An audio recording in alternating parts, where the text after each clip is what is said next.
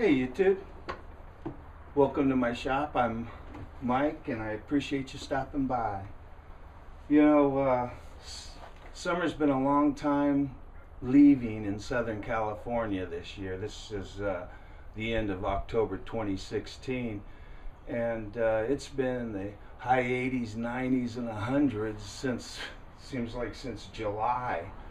So now it's starting to cool down a little bit, so I thought I'd take my clubs out and have a little fun. I'm very comfortable in 70 degrees. I'm doing all right in 80 degrees. At 90 degrees I'm uncomfortable, and at 100 degrees you can count me out. So I don't golf in high 80s or above.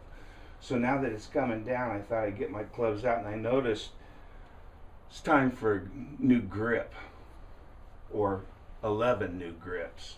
So I went on YouTube and saw a couple of videos on regripping to bring it back, because it's been a long time. And the experts say that if you golf every day, you should replace your grips 3 times a year. If you golf once a week, you should change your grips once a year. Man, am I behind schedule. I'm like a decade behind schedule. But changing your grips is really pretty simple. First you got to take them off, and what I just used a razor blade. Now you don't want to score down a razor blade on a glass shaft, or even a metal shaft. Would probably cause rust problems. So what I did is I took a tool and stuck it down, and I just surgically, as I went down, removed it. Took about a minute to 2 minutes for each club, and as I say, I've got 12 clubs.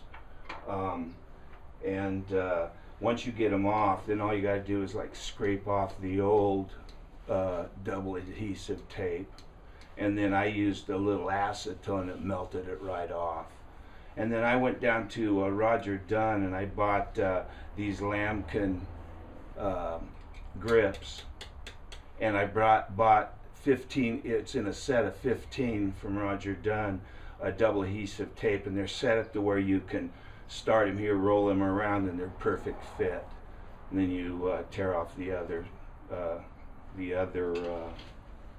piece of paper, protective paper. Then once that's ready, it's real sticky. So you want to put your new club on, and what you do is there's a hole in the bottom. You just take the hole.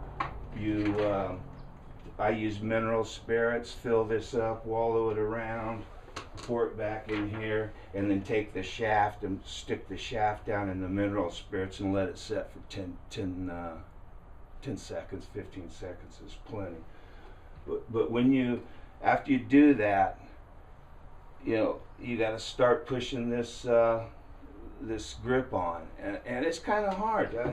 You got to kind of work it and push it and work it, and you'll get it down to about an inch, and it doesn't seem like it's going to go any farther. So that's when you take it and pound it on the ground, and you'll pound that last half inch or inch up there. Once you get it pounded on, you want to make sure your grip lines are straight by twisting them around, and your logo's in the place where you want it. And then once you do that, you just set it aside, and in a few hours or overnight, it's like epoxied on there, that handle.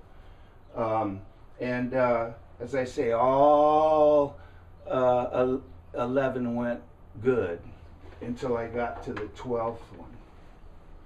And the 12th one, I got the handle halfway on, and I mean, it wouldn't go any farther, and it wouldn't come off. I couldn't twist. I mean, it was stuck.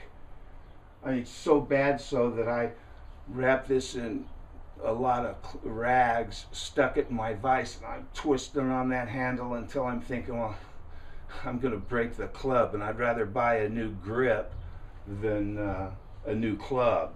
So I bought these grips at, as I said, Roger Dunn. They were on closeout. They're a little beefier than the normal size grip. They are on closeout. I think I spent $6 a grip for these on closeout. And I was going, oh man, I can't get this thing off. Tried everything. Tried sticking wires down there and dribbling oil, and oh, I don't want to drive way out to Ontario. Well, actually, I guess it's Rancho Cucamonga where Roger Dunn is. So I'd have to drive way out there, and since I'd be there, you know, I'd want to pick up a bag of teas or some new golf shoes or something. And another problem with that is like 2 blocks away is Pro Bass. I mean, or excuse me, Bass Pro. And I'm telling you, there's a vacuum that sucks me into Bass Pro anytime I'm at least 5 miles close. So I try to stay away from 5 miles close to the fishing store.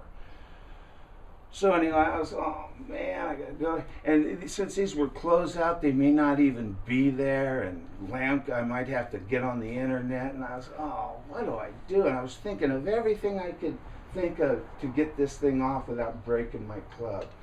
Then I remembered a guy from Edison using compressed air to blow this thing off one of the hydraulic things.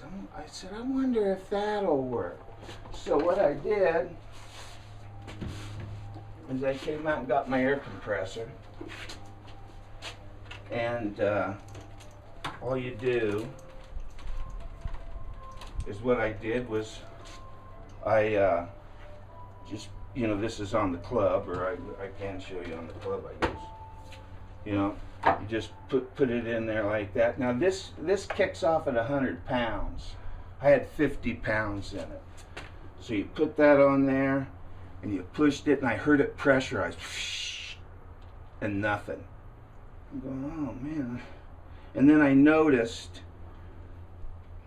this thing was kind of expanding. The grip was expanding very slowly down toward my hand. And once it got to my hand, I just let a little pressure off, like I let go with my hand, and whoosh, I mean, it blew it off instantly. I mean, it was easy. You could probably have used this. I haven't tried it, but you could probably use this to get the old grips off without cutting them off. Now, don't hold me to that one because I don't know. I just I was surprised that this worked, and this saved me ice cream. This saved me a trip to 2 stores where I'd have probably had to take my wallet out for a little more. So if you ever get a stuck grip, try compressed air. Well, YouTube, it looks like I have to change the end of this video. When I thought I had a life hack that was going to help out millions of people, you know. And when I came back in and I was starting to edit this thing, I went on YouTube, and you know how they throw you out suggestions. Well, there was one: remove golf grips with compressed air. I mean, did that blow? You know, did that burst my bubble quick? So I went on. There's a number of videos on compressed air golf grip removers. So I guess mine has to have I guess a moral to the story. And the moral of the story is, if you think you've got something that's you just thought of that's gonna help the world, you might try searching YouTube first, and you might find that somebody's already thought of it. And if they didn't, then revel in it, rejoice. Maybe you could make $1 or $2 off of it. I'll see you, YouTube. Thanks a lot for stopping by. I appreciate it. Be well.